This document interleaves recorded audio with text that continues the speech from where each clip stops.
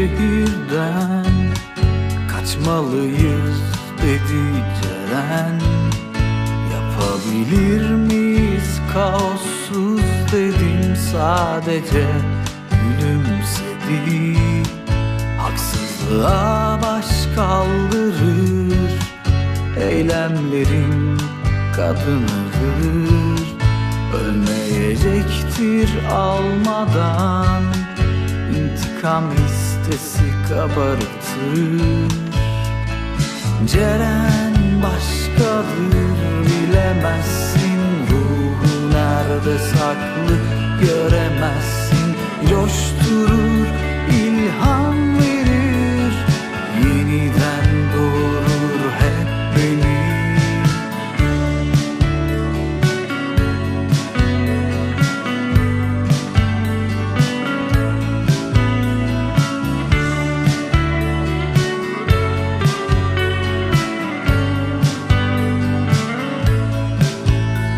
Senin değilim ben, özgürdür ruhum der Ceren.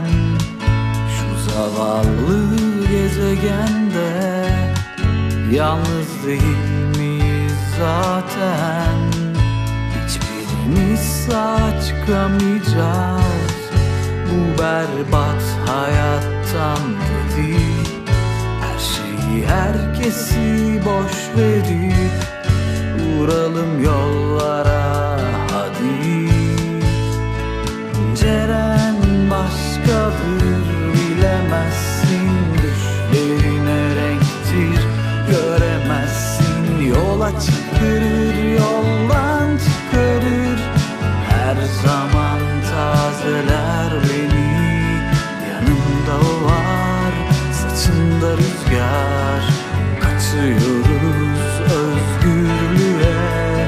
Müzik yüksek, serüven peşinde, gidiyoruz bilinmeyene.